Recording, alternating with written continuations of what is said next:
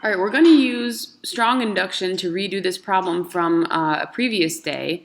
So we're going to, instead of proving the regular old induction step, which is to prove that Pn implies Pn plus 1, instead we're going to do a couple base cases and then prove that assuming that pk is true for all k less than or equal to n implies Pn plus 1. So I'm going to start off the proof just as usual. I'm going to label what the Pn statement is. It's that n equals 3j plus 5k for some integers j and k.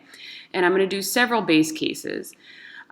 So in this case, proving 3 base cases is going to work well. And you'll see sort of why 3 is the right number in the body of the induction step. So P8 is true, as we observed before.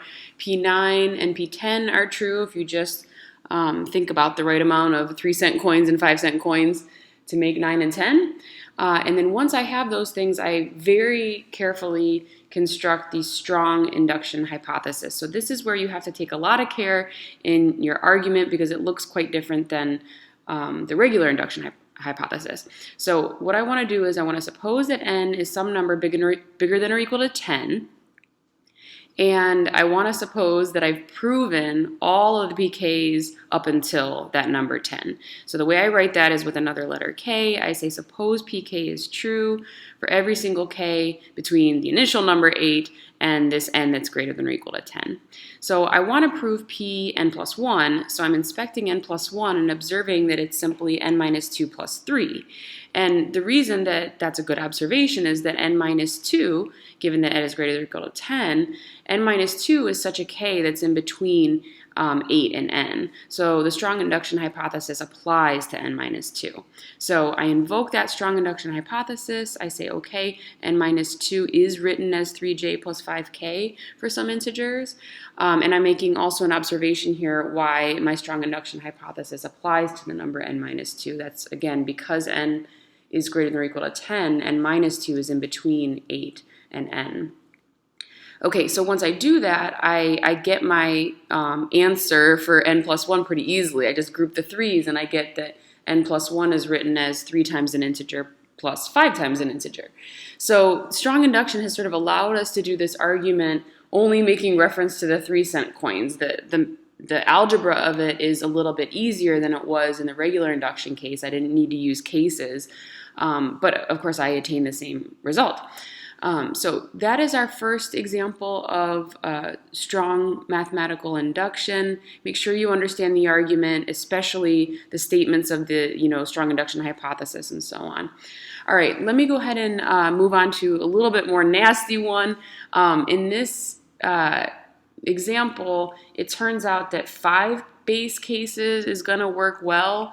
If you try a regular induction, you'll see it's just difficult to prove that 12 divides n plus 1 to the 4th minus n plus 1 squared, just given that 12 divides n to the 4th minus n squared. So it's actually going to be useful to have 5 base cases and make reference to n minus 5 in the body of the induction step proof. Okay, so I'm just writing out the statements P0 through P4. I've forgotten to label what Pn is, so I'm gonna move the math here in a second and insert that. So I've just demonstrated that the statements, as I said, P0 through P4 are true because they are simple statements about the division of numbers. So 12 happens to divide all of these expressions for n equals 0 to 4. Okay, so I come back here and I realize I haven't named Pn. Pn is supposed to be the statement that 12 divides n to the 4th minus n squared. Okay, now that I've done these 5 base cases, I'm going to go ahead and set up my strong induction hypothesis. Here, again, it needs to be carefully constructed.